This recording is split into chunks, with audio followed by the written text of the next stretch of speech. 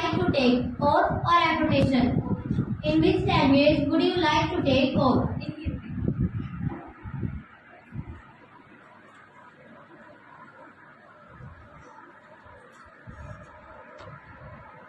मैं प्रतीक्षा ईश्वर की शपथ देती हूँ कि मैं विधि द्वारा स्थापित भारत के संविधान के प्रति सच्ची श्रद्धा रखूंगी, देश की प्रभुता और अखंडता को बनाए रखूंगी तथा जिस पद को मैं ग्रहण करने वाली हूँ उसके कर्तव्यों का श्रद्धापूर्वक निर्वहन करूंगी।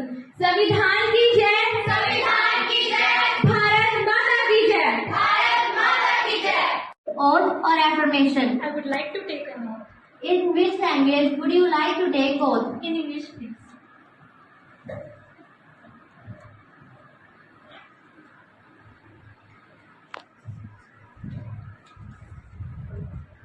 I, Nancy, as a member of Parliament, swear in the name of God that I will bear true faith and allegiance to the Constitution of India as by law established, and that I will uphold the sovereignty and integrity of India.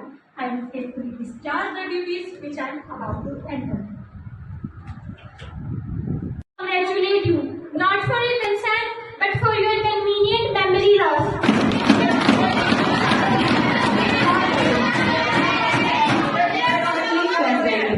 You speak of women's safety today as if you ever cared when you have the power. You questioners on safety and justice, let me return the favor.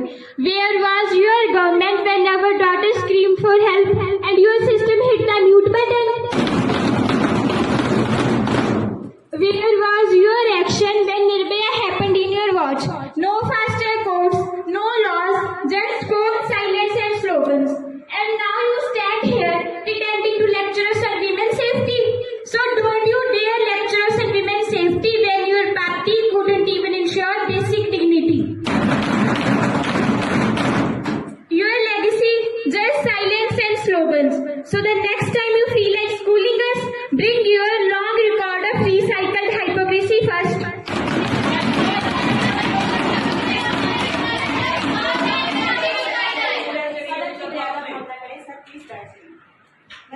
Thank you.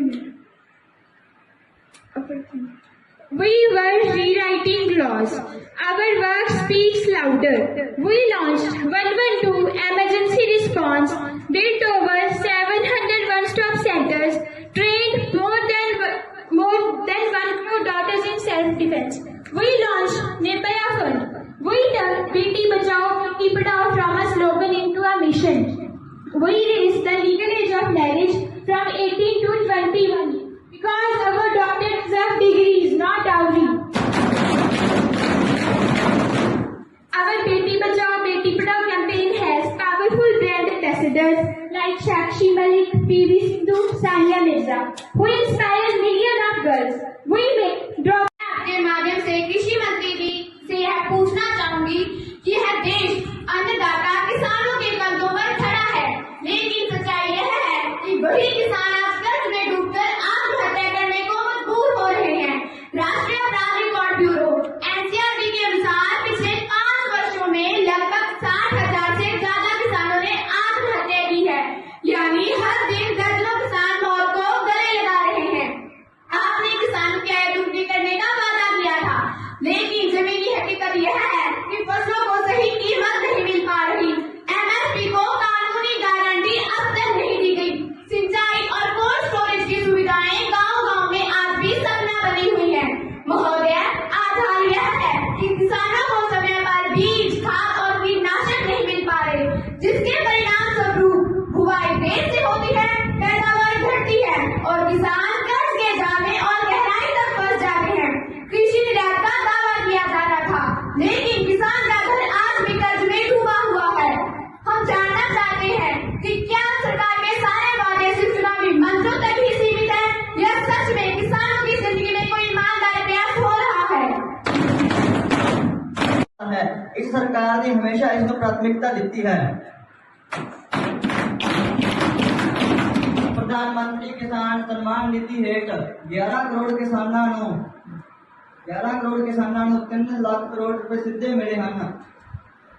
MSP ਮਜ਼ਬੂਤ ਹੋਇਆ। ਬਾਈ ਫਸਲਾਂ ਤੇ 50% ਤੋਂ ਵੱਧ ਲਾਭ ਦਿੱਤਾ ਗਿਆ ਤੇ ਫਸਲ ਬੀਮਾ ਯੋਜਨਾ ਨਾਲ ਕਰੋੜਾਂ ਕਿਸਾਨਾਂ ਨੂੰ ਮੁਆਵਜ਼ਾ ਮਿਲਿਆ।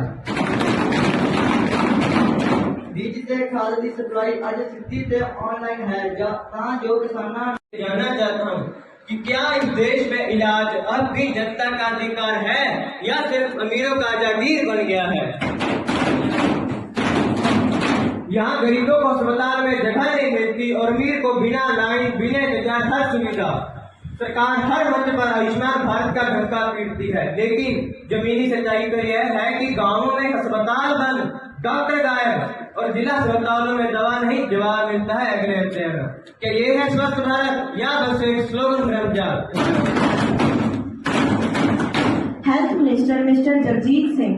माननीय अध्यक्ष महोदय, मैं आपके माध्यम से विपक्ष को बताना चाहता हूं कि विपक्ष सवाल तो ऐसे कर रहे हैं जैसे देश की स्वास्थ्य व्यवस्था रातों रात जर्द हुई हो, लेकिन सच तो यह है कि हमने उस सिस्टम को दोबारा खड़ा किया है जिसे इन्होंने सालों तक नजरअंदाज किया था।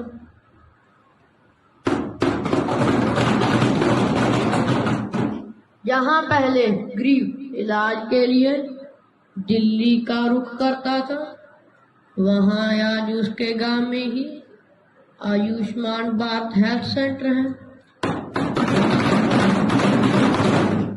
जहां पहले दवा के नाम पर सिर्फ इंतजार मिलता था, वहां आज जनता को जैसे सस्ती दवा मिलती है।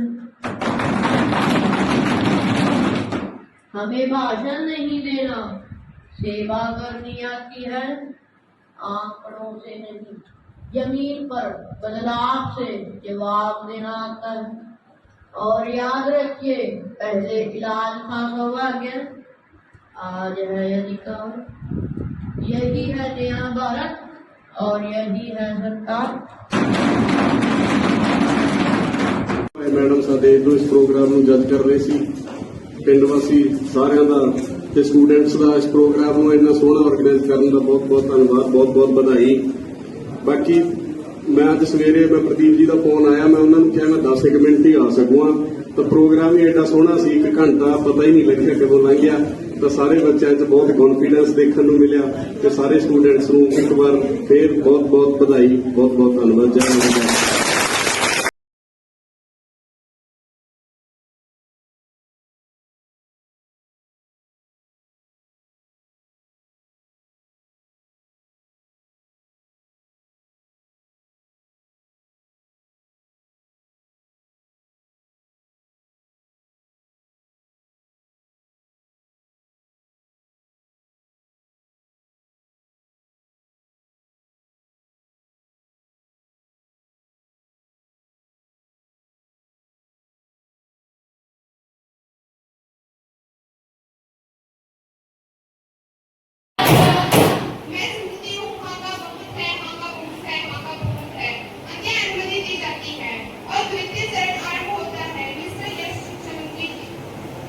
माननीय अध्यक्ष महोदय, मैं सदन के समक्ष नई शिक्षा नीति 2020 का प्रस्ताव करता हूँ। माननीय शिक्षा मंत्री जी, विधेयक नई शिक्षा नीति 2020 की पुण्य स्थापना का विचार करेंगे। माननीय अध्यक्ष महोदय, बच्चों की अच्छी शिक्षा हमारी प्राथमिकता है। हमने ऐसी नीति निर्मित करने की कोशिश की है जो शैक्षिक परिदृश्य को परिवर्तित कर देगी। यह शिक्षा नीति 34 वर्ष बाद राष्ट्रीय शिक्षा नीति 1983 का स्थान लेगी। नई शिक्षा नीति की उपाधि इस प्रकार है: नर्सरी से लेकर 18 वर्ष तक 12 कक्षाएं भी पढ़ाई जाएंगी। बच्चों को 3 भाषाएं सिखाई जाएंगी: इंग्लिश, हिंदी और स्थानीय भाषा। इंग्लिश की अनिवार्यता नहीं रहेगी। शिक्षा से दूर रहे 2 करोड़ बच्चों को दोबारा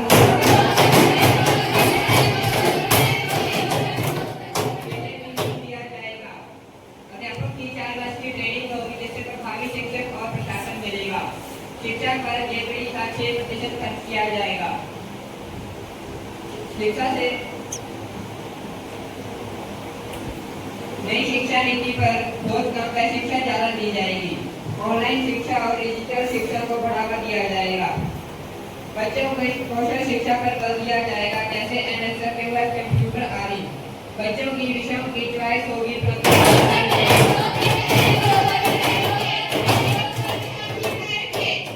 5वीं तक पढ़ाई मातृभाषा में होगी, अंग्रेजी की अनिवार्यता नहीं रहेगी। अध्यक्ष महोदय, मुझे पूर्ण विश्वास है कि सदन के माननीय सदस्यगण इस विधेयक का दिल से स्वागत करेंगे। सदन इस विधेयक पर विचार करे। माननीय प्रधानमंत्री जी, माननीय अध्यक्ष महोदय, जिन्होंने अपने ज्ञान और दूरदृष्टि के कारण भारत के शिक्षा क्षेत्र में 34 वर्षों वाले नए सूर्य उदय दिखाया है। नई शिक्षा नीति 2020 में कर्म और नए कौशल को प्राथमिकता देना है। प्रत्येक छात्र की क्षमता को सामने लाना है। स्कूलों और कॉलेजों में मानव आर्ट और योग जैसे प्रशिक्षण देकर उनके अंदर के कौशल को निखारा जाएगा। नई शिक्षा नीति से रोजगार के नए उत्पन्न अवसर होंगे, उद्योगों को बल मिलेगा। नई शिक्षा नीति नया सवेरा लेकर आएगी। मैं इसका समर्थन करती हूँ।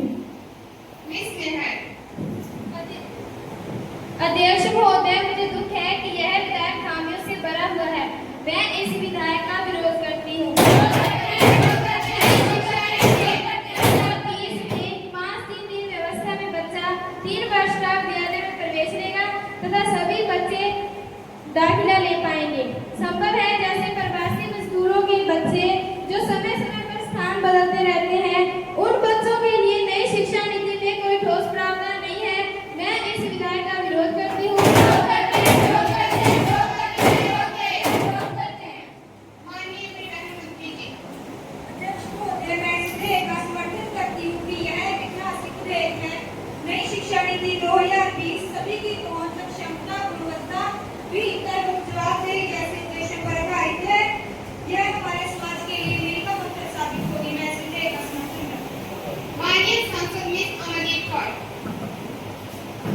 माननीय अध्यक्ष महोदय, इस नई शिक्षा नीति में गरीबों के बच्चे सरकारी स्कूलों में प्रतिभाषा में पढ़ेंगे, जबकि अमीरों के बच्चे प्राइवेट स्कूलों में पढ़ेंगे। इसमें एकता नहीं है। मैं इस विधेयक का विरोध करती हूँ। दूसरा, किसी व्यक्ति का तबादला उत्तर प्रदेश से तमिलनाडु में हो जाएगा। पहले बच्चा हिंदी भाषा में पढ़ता था, अब तमिल में कैसे पढ़ेगा? इस नई शिक्षा नीति में इसका कोई प्रावधान नहीं है। मैं इस विधेयक का विरोध करती हूँ।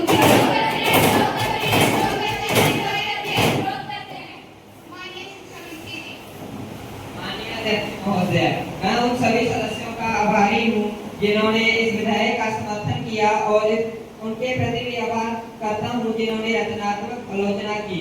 उन सुझावों के प्रति आभारी हूँ जो सदन द्वारा दिए गए। अध्यक्ष महोदय, नई शिक्षा नीति 2020 इसरो के पूर्व चिपा कमेटी के अध्यक्ष केसरी नगर ने इस मसौदे को बड़ी मेहनत से तैयार किया है। यह एक ऐसी यात्रा रही है इसमें मसौदों में हर सदस्य ने व्यक्तिगत और सामूहिक रूप से हमारे देश में व्यापक परिदृश्य के विभिन्न आयामों को शामिल किया है। माननीय अध्यक्ष महोदय, मैं सदन को विश्वास दिलाना चाहता हूँ कि इस विधेयक नई शिक्षा नीति के द्वारा साक्षात और नए भारत का निर्माण किया जाएगा। भारतीय शिक्षा में भागीदार लाने तथा भारत को विश्व गुरु बनाने के लिए प्रयासरत हैं तथा शिक्षा में जमीनी स्तर पर परिवर्तन तथा रोजगार युक्त शिक्षा बनाने का प्रयास किया जाएगा।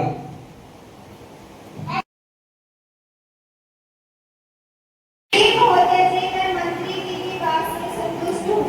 माननीय सभासदों, अब मिस गुरकोमल कामरा को प्रस्ताव पेश करेंगी। अध्यक्ष महोदय जी, मैं आपके माध्यम से यह पूछना चाहती हूँ कि मैं नियम 193 के तहत देश के विभिन्न हिस्सों में बाढ़ की भयंकर स्थिति के संबंध से पूछना चाहती हूँ कि बाढ़ और सूखा हर साल आता है, लेकिन सरकार इन रियायती उपाय नहीं कर रही है। वह पहले समस्या आने का इंतजार करती है, फिर उसके समाधान के बारे में सोचती है। उत्तराखंड, हिमाचल प्रदेश, महाराष्ट्र, गुजरात, बिहार समेत 9 राज्यों में भयंकर स्थिति बनी हुई है। उत्तराखंड के टिहरी, चमोली, पौड़ी व रुद्रप्रयाग में बादल फटने से 23 लोगों की मौत हो चुकी है। बीते 12 दिनों में केरल में मरने वालों की संख्या 113 पहुंच चुकी है। पंजाब में सतलुज व आंध्र प्रदेश में कृष्णा गोदावरी नदी खतरे के निशान से ऊपर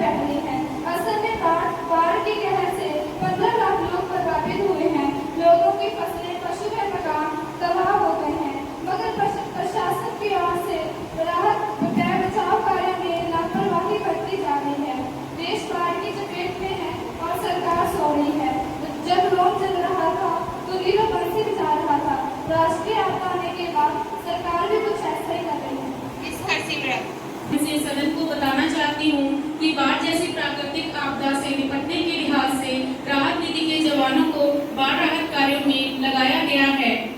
खाद्य एवं नागरिक आपूर्ति मंत्रालय को भोजन की व्यवस्था करने किए गए हैं। प्रभावित क्षेत्रों में डॉक्टरों की टीम तथा दवाइयां पाई जा रही हैं। केंद्र की ओर से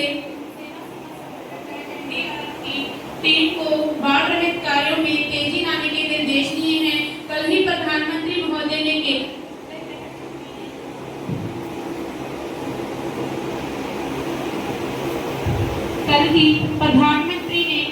केरल व गृह मंत्री ने आंध्र प्रदेश का हवाई सर्वेक्षण किया है, जिससे स्थिति अब नियंत्रण में दिखाई दे रही है। विपक्ष बाढ़ जैसे संवेदनशील मुद्दे पर भी राजनीति कर रहा है। इस प्रकार से हंगामा खड़ा करने का कोई औचित्य नहीं है।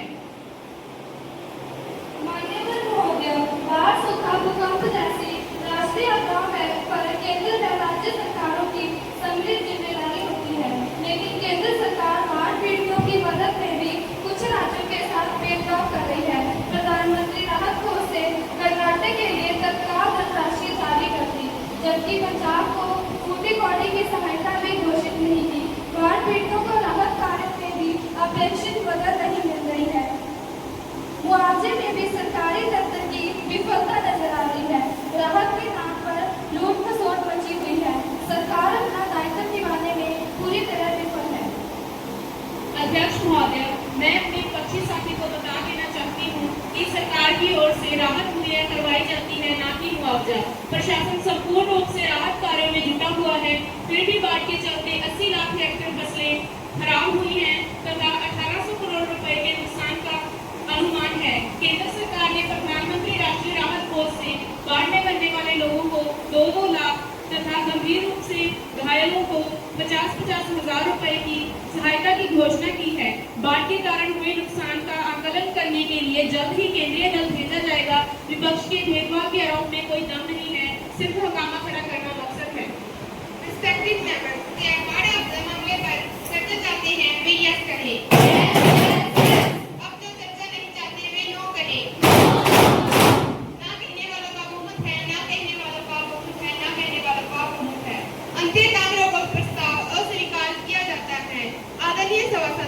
सभी आवश्यक दस्तावेज सदन के पटल पर रखे जाएं।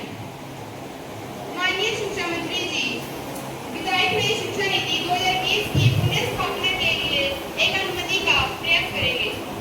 माननीय अध्यक्ष महोदय, मैं विधायक नई शिक्षा नीति 2020 की पुनर्स्थापना की अनुमति चाहता हूँ। प्रश्न यह है कि विधायक नई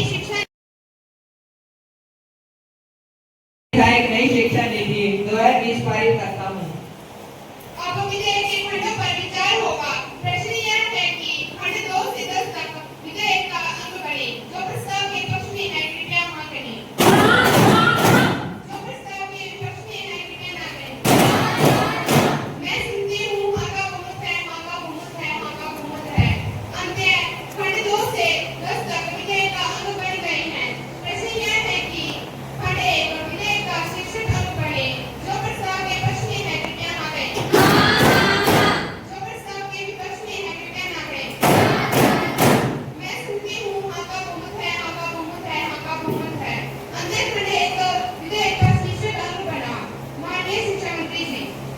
माननीय अध्यक्ष महोदय, मैं प्रस्ताव पारित करता हूँ कि विधेयक पारित किया गया। प्रस्ताव पेश किया गया है। जो प्रस्ताव के पक्ष में है कृपया हाँ करें। जो प्रस्ताव के विपक्ष में है कृपया ना करें। मैं सुनती हूँ हाँ का बहुमत है, हाँ का बहुमत है, हाँ का बहुमत है। अंदर विधेयक पारित किया गया है। मैं सभी को बधाई देती हूँ। महासचिव जी, इस विधेयक को उचित कार्यवाही हेतु ऊपरी सदन में पेश किया जाए। जी अध्यक्ष महोदय, भेज दिया जाएगा। अब माननीय वित्त मंत्री जी